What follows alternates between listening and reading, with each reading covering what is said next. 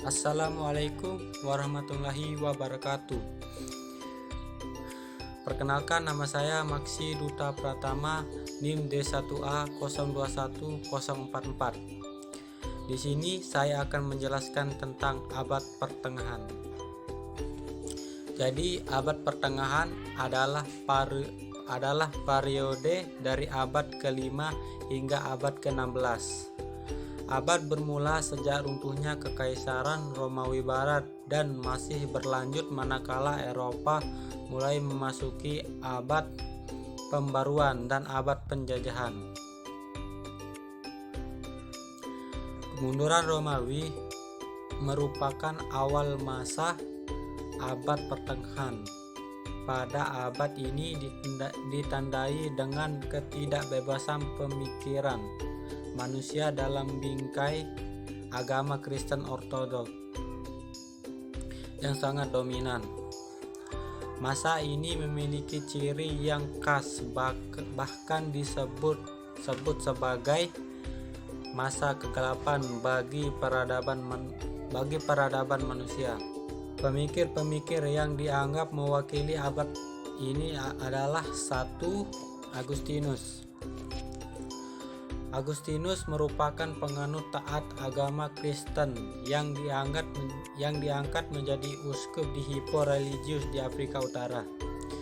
Dia menerbitkan 2 buah buku, yaitu Cipinas D, yaitu Negara Tuhan, dan Cipinas Terrena, yaitu Negara Setan. Cipinas Terrena merupakan kerajaan duniawi yang penuh dengan perilaku setan, sedangkan Cipinas Dei adalah kerajaan Tuhan yang langgeng dan abadi. Agar kerajaan di dunia yang merupakan bentuk Cipinas Terrena menjadi baik, maka harus mendapat ampunan dari Gereja Kristus dan mengabdi kepada Cipinas Dei. Yang kedua yaitu Thomas Aquino. Thomas Aquino merupakan pemikir yang banyak dipengaruhi oleh pandangan Aristoteles, dan pemikir hukumnya terkenal dengan pemikiran hukum alam Thomistis yang kemudian menjadi dasar bagi golongan Katolik Roma. Dia membagi asas-asas hukum alam menjadi 2 jenis, yaitu 1. Principia prima, yaitu asas-asas umum. 2. Principia secundaria, yaitu asas-asas yang diturunkan dari asas-asas umum.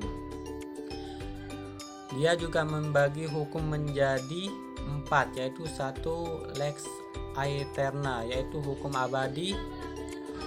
2. Lex divina, yaitu hukum ketuhanan. 3. Lex naturalis, yaitu hukum alam. Dan 4. Hukum positif. 3. Marsiglio di Padua.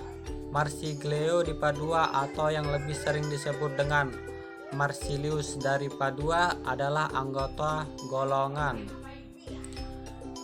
Ghibellin, pendukung Kaisar Louis Bavaria yang bertentangan dengan Paus Yohanes ke-22.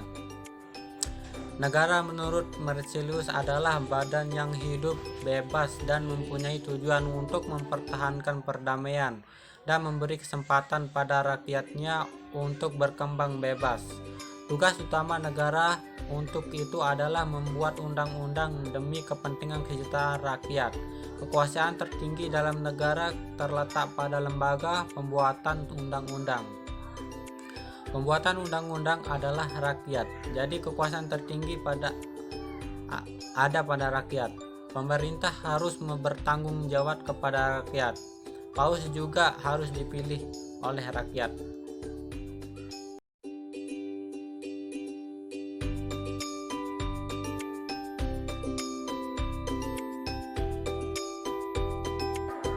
Assalamualaikum warahmatullahi wabarakatuh. Nama saya Muhammad Taufik Hidayat, NIM D1A 021045, Prodi Ilmu Hukum Fakultas Hukum. Baik, jadi di sini saya akan menjelaskan tentang peradaban Romawi kuno. Peradaban Romawi itu merupakan sebuah peradaban yang berasal dari negara kota Roma yang didirikan di semenanjung Italia. yang dimana yang menjulur ke Laut Tengah. Kota Roma itu sendiri diperkirakan berdiri pada tahun 750 sebelum Masehi. Singkatnya, peradaban Romawi ini terletak di negara Italia, yang dimana sekarang ini tepatnya di pegunungan Apenia. Adapun sistem pemerintahannya adalah sebagai berikut. Yang pertama, kepala pemerintahannya dipegang oleh 2 orang konsul yang dipilih dengan masa jabatan selama 2 tahun. Yang kedua, senat, yang dimana di sini artinya memiliki hak memberi nasihat kepada konsul. Yang ketiga, Dewan Rakyat. Yang keempat, Pontifex Maximus merupakan sebuah jabatan sejenis kepala agama. Yang kelima, Tribuni Plebis, yang dimana merupakan jabatan semacam dewan daerah.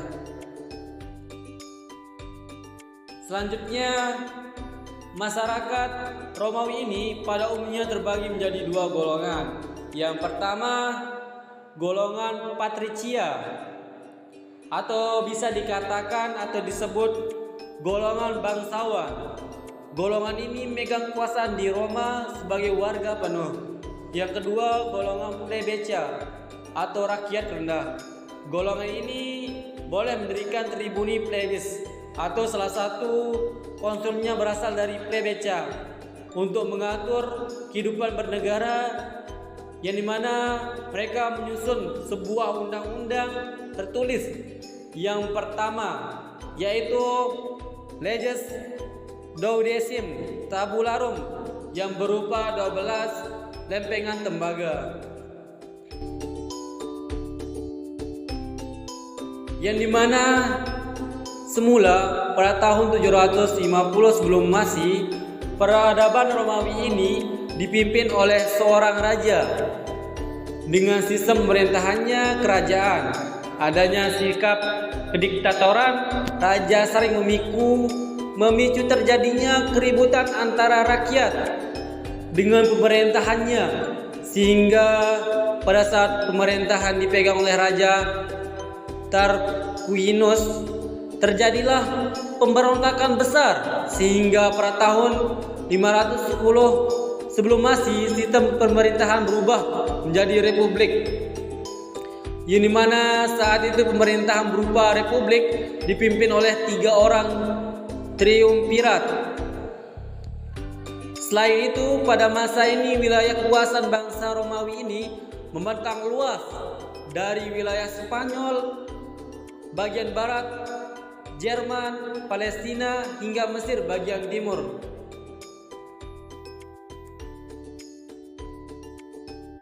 Yang dimana wilayah Romawi ini pada masa kekaisaran Octavianus membentang dari wilayah Mesir, Syria, Palestina, Turki, Spanyol, Afrika Utara, Portugis, Belgia, Prancis, Belanda, Inggris, Jerman, dan Balkan. Pada masa ini bangsa Romawi mengalami zaman keemasan dan agama Kristen mulai masuk ke kerajaan Romawi. Bangsa Romawi ini mengalami zaman kelam, yang dimana pada saat pemerintahan kekaisaran Nero, ia dikenal sangat kejam dan tega membunuh istri, ibu, anak-anak, dan guru-guru sendiri dan semua kalangan masyarakat demi kepuasannya.